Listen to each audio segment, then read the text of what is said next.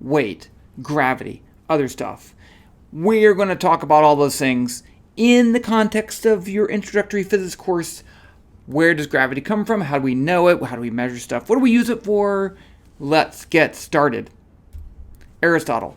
That's him right there. So we all know about Aristotle in some way. One of the things that we need to talk about with Aristotle is his idea of the elements. And he said things like rocks are belonging to the earth. So when you let a rock go, it goes to the earth. That's why things fall. He also is credited with saying that heavier objects would fall faster, although maybe he said that in terms of in a medium. But it doesn't matter, because at the end of the day, people are like, oh, Aristotle said that things fall faster if they're heavier, so they fall faster if they're heavier. And it's obviously not true. We can try it out. Here is a bowling ball and a basketball, very different mass, fall at the same time. It's experiment. It's evidence. Okay, that was me. There was also an experiment, the Delft Tower experiment. Some guy, Simon Steven, dropped two balls of different mass from a tower, and they hit the ground at the same time. So one was a mass of m, one was 10 times that mass. They were the same shape and size. They thought a lot about the shape, so they made sure they were the same shape, same time. Vastly different mass, right? 10 times more massive.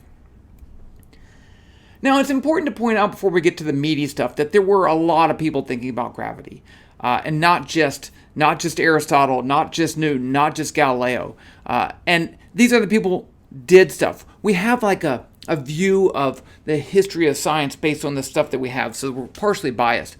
But there were people that looked at the tides. They said, okay, maybe stuff in space has gravity, that's not what Aristotle said. And, gravity is a force. All those things happened. But let's get to Galileo. Galileo wanted to look at the question, does an object fall at a constant speed? That's what Aristotle said. And to do that, he said we can't really drop objects and really measure their motion because they're too fast. Let's put them on a ramp and roll down the ramp. And in that case, the acceleration is so low that you can actually see that as it moves along during each time interval, it goes faster. And so Galileo said, actually, things speed up as they fall, because he extrapolated this rolling ramp thing to falling. And it was a big deal in science, right, to say we're going to idealize the situation and then expand it to things that we can't really measure directly. Galileo. Now let's get to Isaac Newton, right there. Isaac Newton. We have his 3 laws of motion. So Newton's 3 laws of motion say, number 1, Aristotle was wrong. I know you're thinking, hey, I read that it said an object in motion stays in motion, an object at rest stays in rest. That's true, it does say that, but it really was, hey, that's the opposite of what Aristotle said. Aristotle said that an object's natural state was at rest. If you leave it alone, it's going to be at rest. If you want to move it, you have to push it. Stop pushing, it stops. And that's the opposite of what Newton's first law says. And you could say Newton's first law and Newton's second law are the same thing. It says the relationship between the force, the net force on the object, and how its speed changes, which we call the acceleration. So more mass, lower acceleration. More force, more acceleration. Finally, we have Newton's third law. This says that forces are an interaction between two things. So if object A pushes on B, B pushes back on A with an equal and opposite force. If you say for every action there's an equal and opposite reaction, I mean, that's true, but that implies that things have to be moving, and I don't like that. It's just me, I don't like it.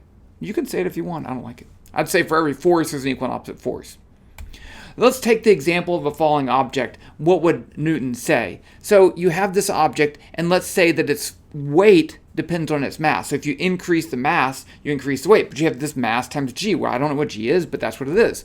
So if that's the only force acting on the object, that would be mass times acceleration, and the acceleration would be g.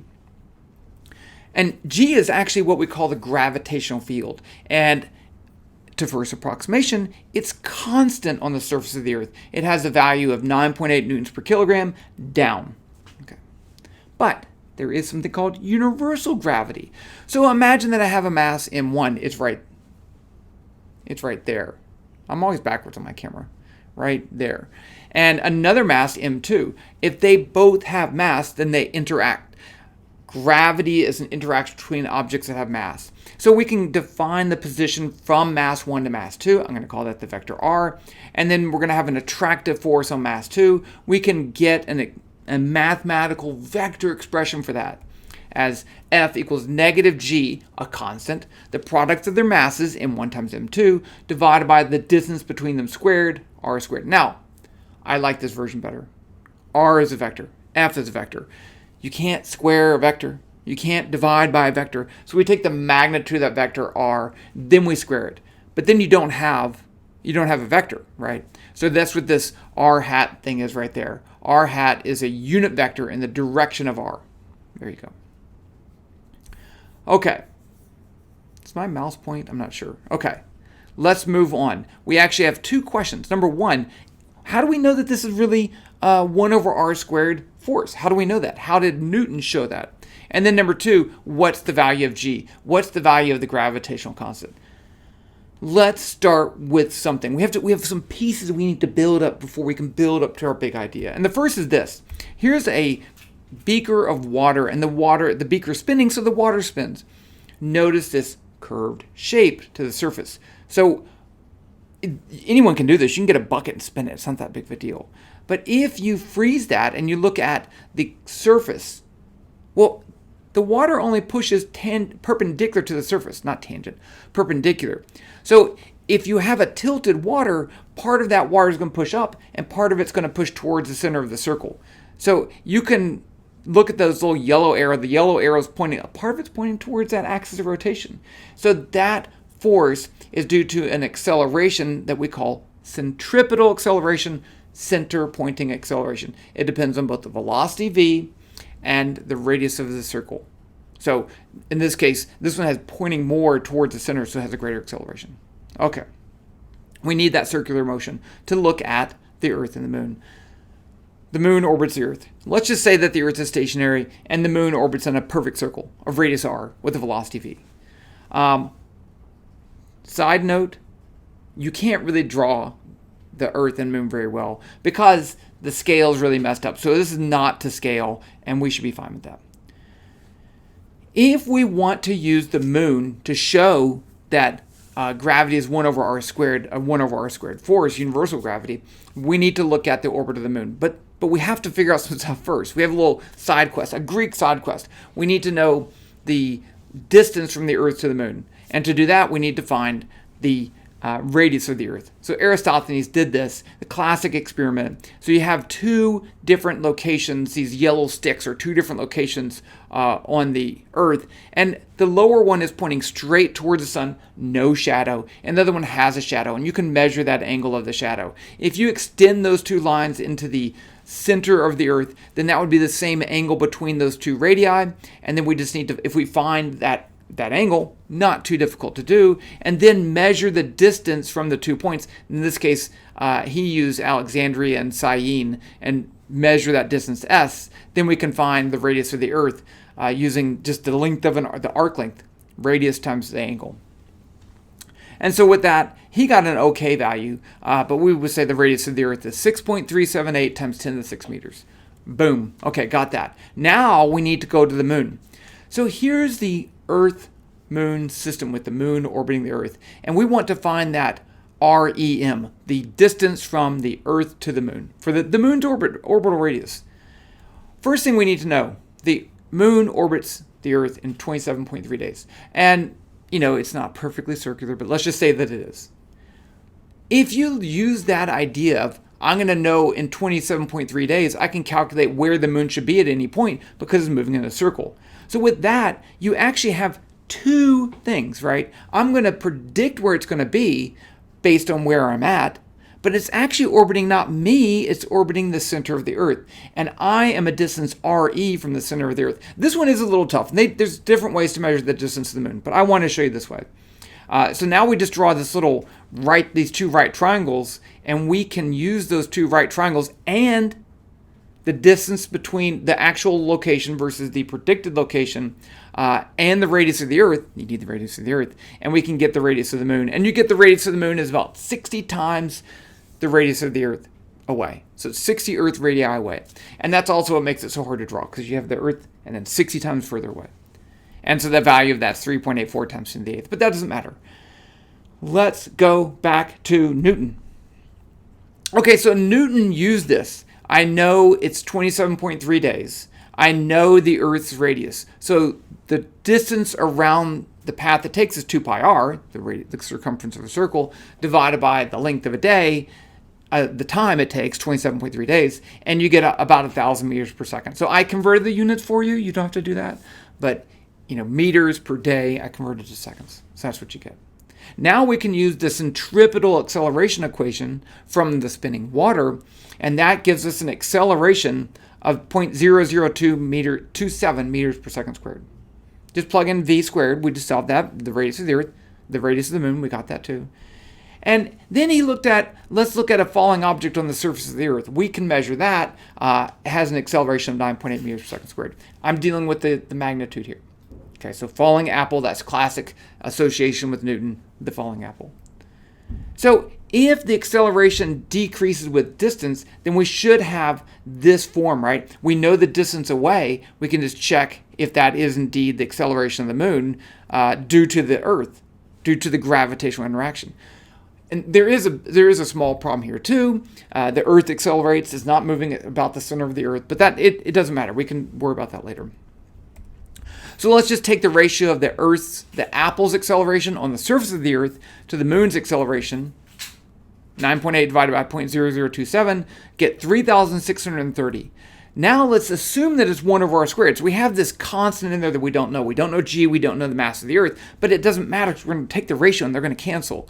So this would be 1 over the radius of the apple squared, which is the radius of the Earth, and this is 1 over the radius of the moon, or the moon's radius squared. So when you do that, you flip these. So I get the radius of the moon squared over the radius of the Earth, the radius of the moon's orbit squared, divided by the radius of the Earth squared. Well, I said the radius of the moon's orbit was 60 times the radius of the Earth, so the radius of the Earth cancels too, so we don't need to know that. And we get 3,600. So it's not exactly 60, but that's pretty close. And 3,600, I don't know if you know that, is pretty close to 3630, the ratio. So there you go. So that was the first thing. He said, well, if it is 1 over r squared, then the moon behaves like an apple, and that's good. But wait, there's more. So Newton also had data from Kepler. So Kepler had data that showed these ideas about how things orbit the Earth. He did include the data for planets orbiting the sun over time. And he has these 3 laws. Number 1, planets move in ellipses. A circle is an ellipse. Number 2, this whole idea of equal areas, equal times. So as the planet gets closer to the sun, it goes faster, but it sweeps out the same amount of area. That was the idea. And then number 3, this relationship between the semi-major axis of the ellipse, but circle, it'd be the radius, and b, we're calling it b, and the orbital period. So t squared is proportional to b cubed. So Newton could use these to kind of like check with his model of gravity and see if it agreed with Kepler's data. Now, I do want to point this out because there's this really great, let me move out of the way, that link, 3 Brown 1 Blue, has a great video about how Kepler got his laws and how he collected data on the Earth, moon, and everything. And I just want you to realize how crazy that is. Here's the Earth orbiting the sun, and there's the Mars orbiting the sun. And so if you want to locate the position of that, it's really difficult because the Earth's moving, right? So how do I know? I can know where it is in the sky, but how do I know where it is with respect to the solar system? So Kepler did some tricks to get some data, and it's amazing. I just want to point that out. Watch the video. That's all I'd say.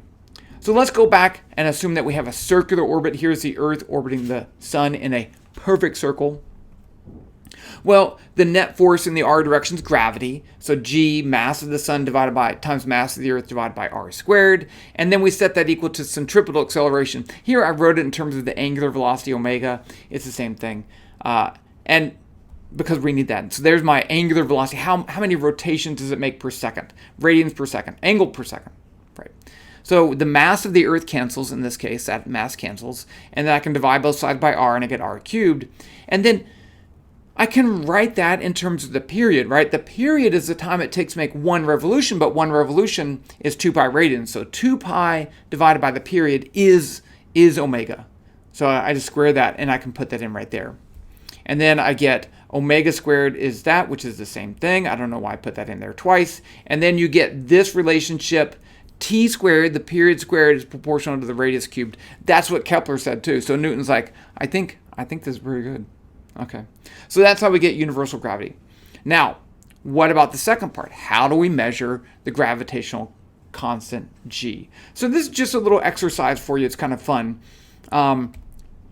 If you take the square root of g, what do you get? So you use 9.8. You take the square root, you get pi. It's not exactly pi, but it's pretty close, and it's not a coincidence. This comes from what we call a seconds pendulum. So imagine that you take a string and a mass on there, and you let it swing back and forth, and you increase the length of the pendulum, then it takes longer to swing back and forth. If you increase it until it takes 1 second to go from one side to the other, that's a seconds pendulum. It takes 1 second, and it turns out that that length is 1 meter. That's how we define a meter. A meter is defined as the length, originally, it's not done that anymore, the length of a string that would give you a 1 second half period. Okay.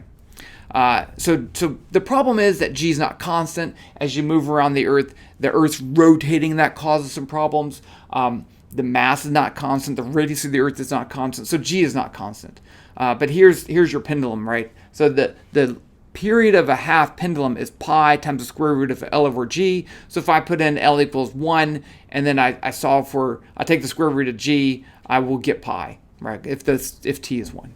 There you go. That's where it comes from. Original definition of the meter. But can we use a pendulum or a mass on a string to measure g? That was one of the original ideas. It says this: hey, what if I take a mass on a string and I hang it down like that, and I get near a mountain, and that mountain has mass, so this little ball is attracted to both the mountain and the Earth, so that it will swing, it'll be tilted a little bit in its angle. And then we could use that to find the gravity. If I know the value of the mass, and I know how much the force is, I can solve for g. Problem number 1. And this was done with, they picked a mountain, I think it's in Scotland, 1774. How do you measure the angle that something deviates from the vertical? Normally we use a plumb bob to measure the vertical. But this is a plumb bob.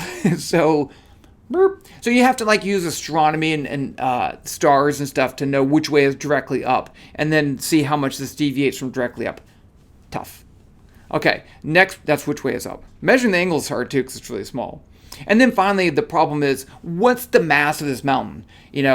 How do you, if you know the density of rock, which you're making an assumption, and then you have to find the volume of it, you can assume it's like a cone, but that's not easy to even measure, even if you assume it's a cone. And then you're saying, I'm going to assume it's at a point right in the center. Tough. Very tough. Okay. So there's another way to there's more than one way to measure the gravitational constant g, but that was one of the early ones just to show you that it's really hard to do. Another way, this is the way that we currently do now, is this idea of a Cavendish experiment. So this video on the left, a picture on the left shows a video from Bennett Science. Let me move out of the way. You can see this whole, I'll put the link down below. But it maybe it doesn't work perfectly, but it shows you what's going on. So here we have a beam with some masses on it supported by a string in the middle. So with that, you can have very, very tiny forces can get the thing to rotate. So these masses on the stick are attracted to the bowling ball, and that makes the whole thing bend. And so by looking at how much it bends and knowing properties of the wire, you could calculate the force, the distance, the mass, everything, you can calculate g.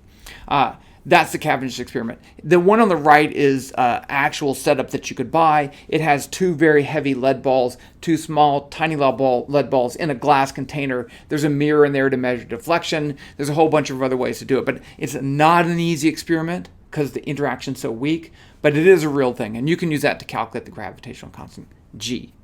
I didn't even put it on there. It's really small.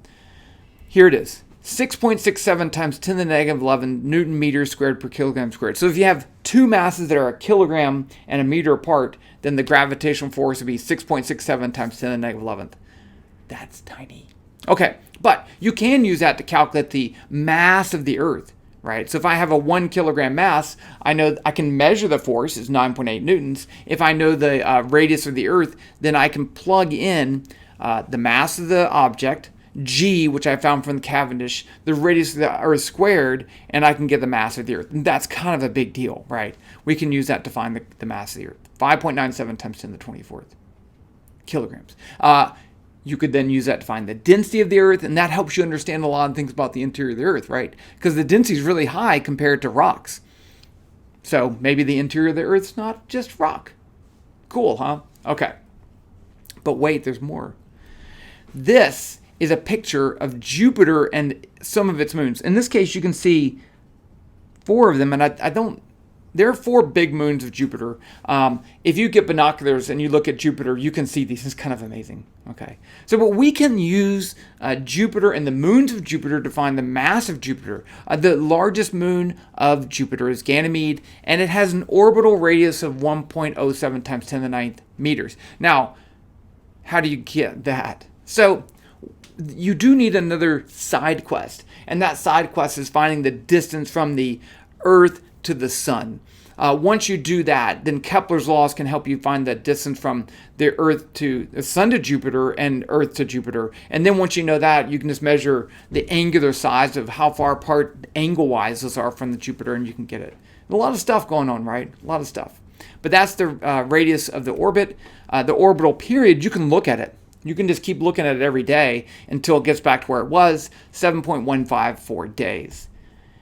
Now, I can use that to calculate the angular velocity and the angular acceleration, right? Omega, I can get that from the period, r from the size, the Earth, sun size. So there's your angular velocity. Now I can just plug it in the gravitational formula, right? That's a gravitational interaction between Ganymede and Jupiter. So big M is Jupiter, little m is Ganymede, but the little m's cancel, and I can solve for big M if I know G. Right, so you get 1.898 times 10 to the 27th kilograms, so 1,000 times more massive than the Earth. Cool. Let's look at this. Now we're going to move on to something else, space. But let's first start talking about the space station. So this is a picture of the space station. I did not take this picture. It's from NASA. Okay. Let's use the space station and calculate the gravitational force on a human due to the Earth. So we have a 70 kilogram person. I'm just picking a mass. The space station, the International Space Station, orbits at an altitude of 409 kilometers. So that's the distance from the surface to the space station. I can use that to calculate gravitational force, right? I know G, Cavendish experiment, mass of the person, mass of the Earth, and then on the bottom I have the radius of the Earth plus that altitude h, and then I square it. I don't know why I did this, but I did this in Python. Now, you like to use Python as a calculator, so I put my parameters in right there, and then I just calculate FG is G, MH, ME, R plus H squared, and then I print that out, and I get 605.324 newtons. And then just for fun, what if you use MG, where you use G on the surface of the Earth? It's 686. What's the point here? The point is that they're not weightless in space. They're not, right? Their mass, their weight is almost the same. It's 605 versus 686. That's not that big of a difference. They're weightyless. They're less weighty. They're less weighty. They're not weightless. They're less weighty. I just made that up. I like that.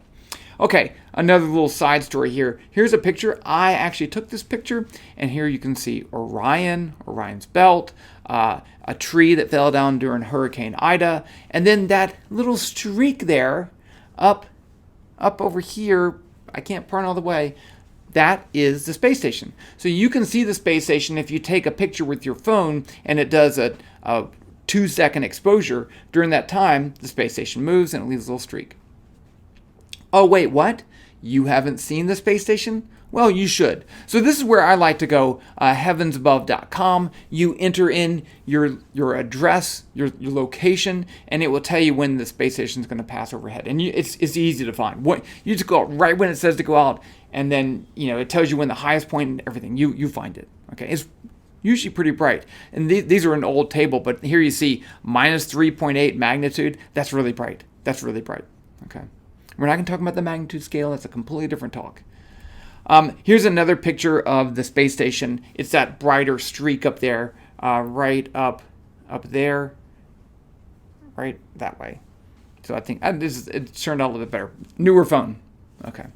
So, but the point was that, yes, you should see the space station, and 2, they're not weightless. Okay, well, they're not weightless, then why do astronauts float around in space? I've seen it. Here's a picture. They're floating around in space. They're not floating. Okay, so floating is an interaction between an object and a fluid. So a helium balloon floats.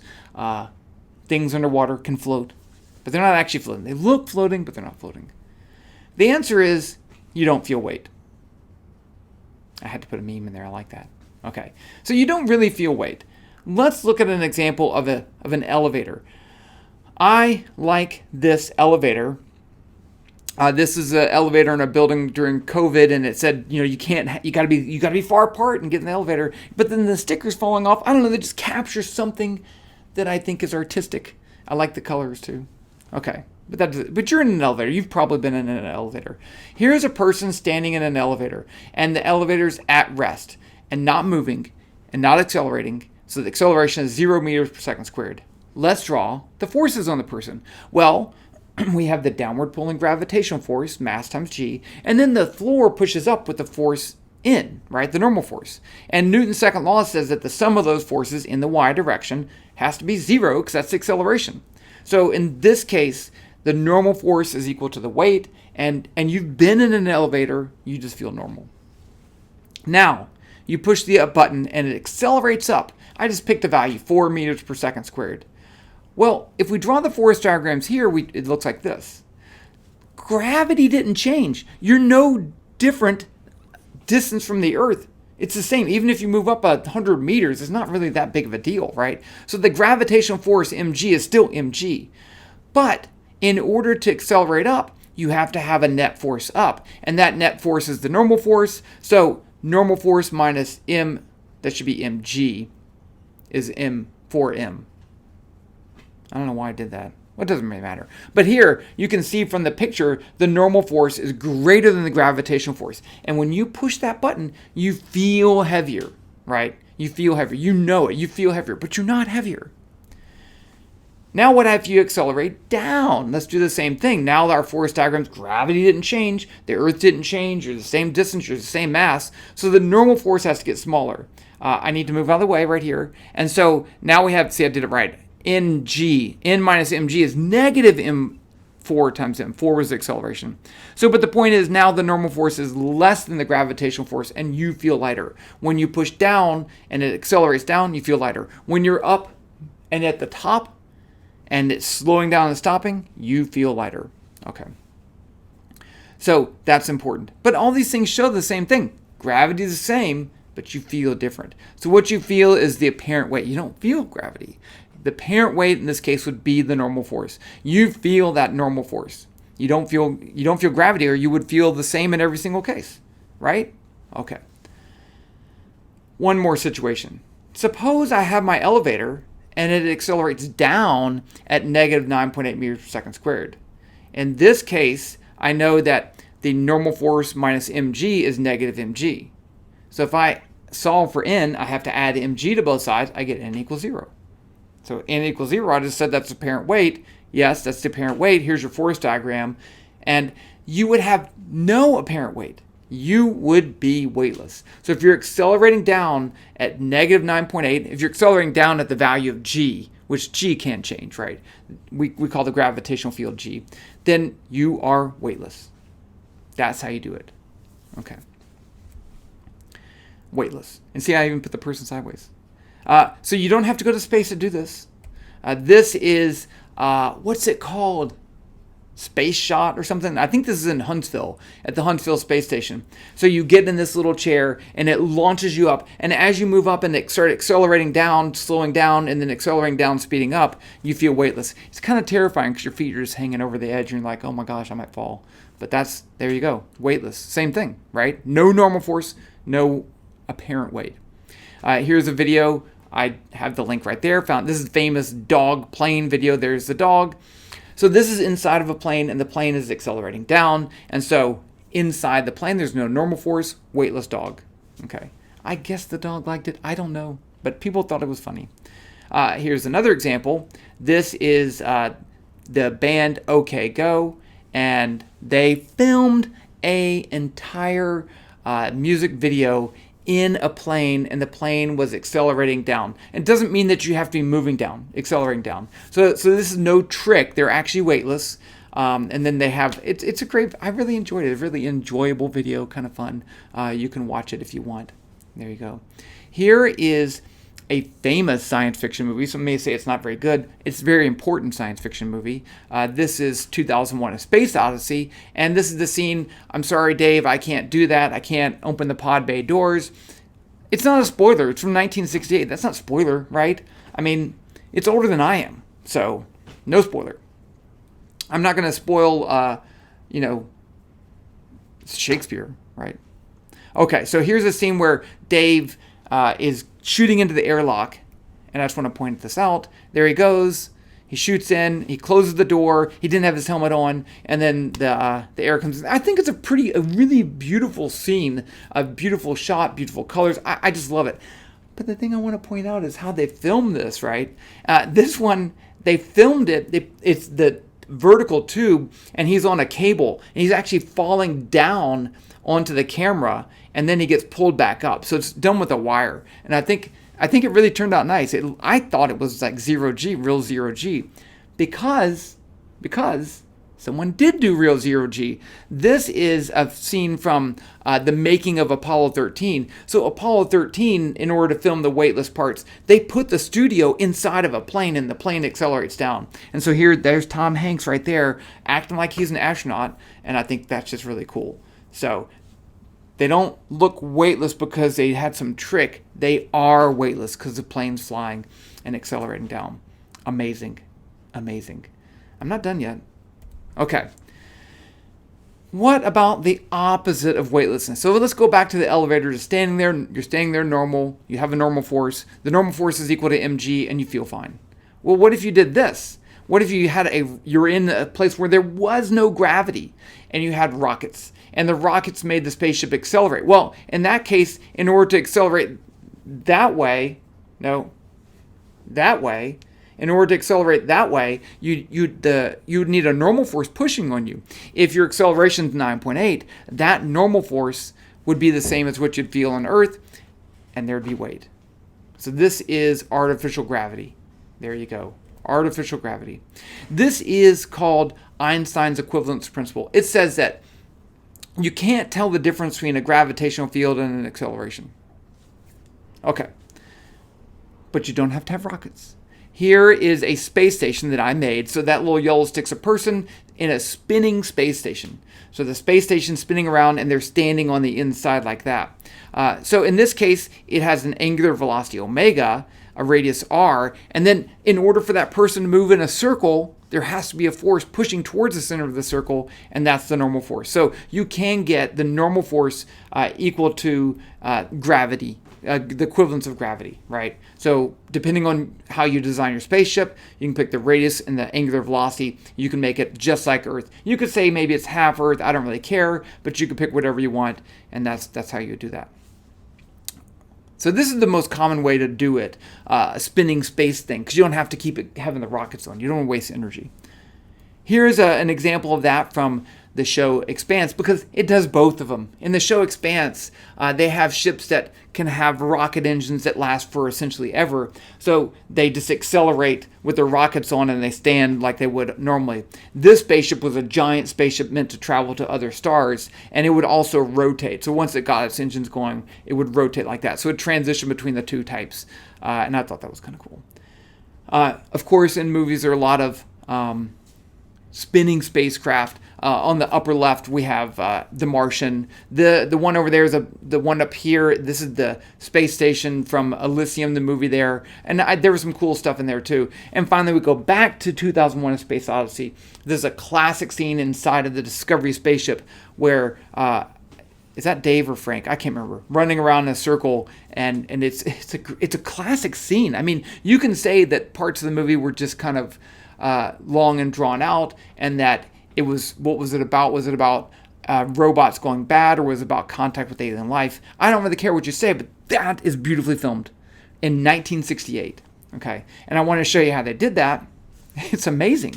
That's that same studio. It's a giant circular studio that rotates. So when he's running around the space station, really he's just running in place, and the space station's moving around him. So you can mount the camera up there, and it makes it look like he's running around in a circle. That's just amazing. Good job, golf clap. Okay, so there you have gravity. How you find gravity, universal gravity, finding the gravitational constant.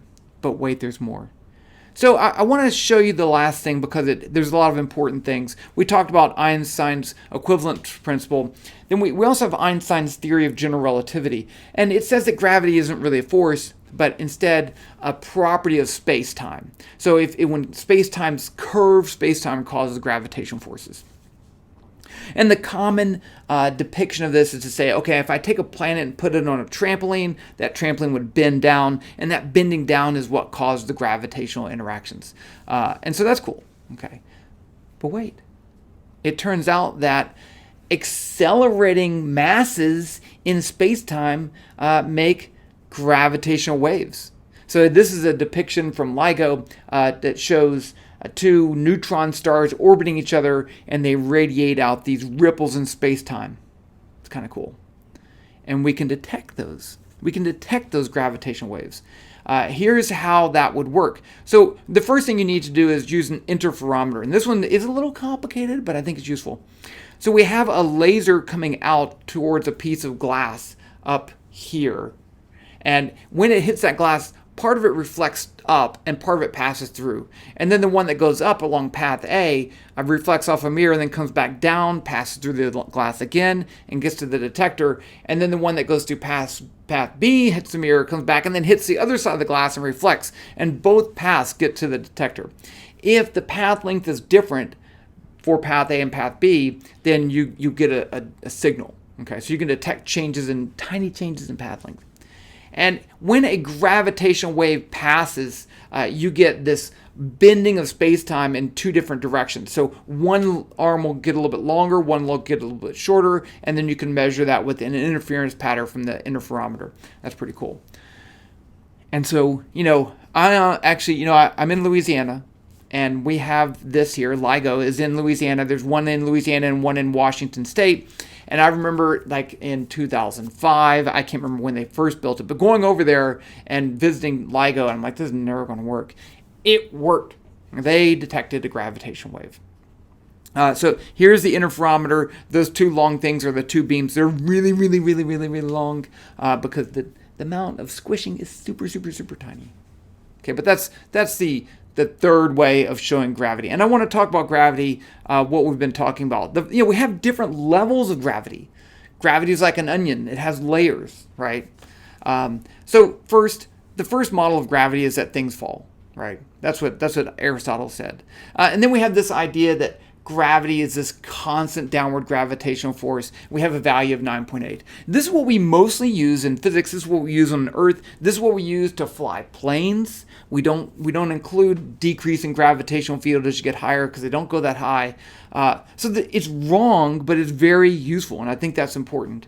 And then we have this better gravity, right? This says that gravity decreases with distance. This says when you go to the moon, we can use this to travel to Mars and the moon and navigate the solar system, and it works just fine.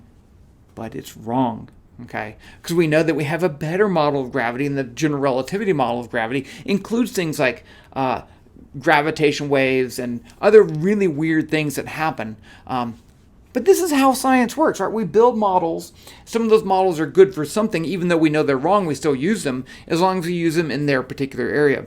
And then we get better and better models. Is general relativity right? Is it the proof? Have we proved it? No. It could be something better, but it works, right? Even if we find something better, it can still work for explaining the things that we see now. So there you go. That's gravity. Hope you enjoyed that, had fun, and I'll talk to you later. Bye.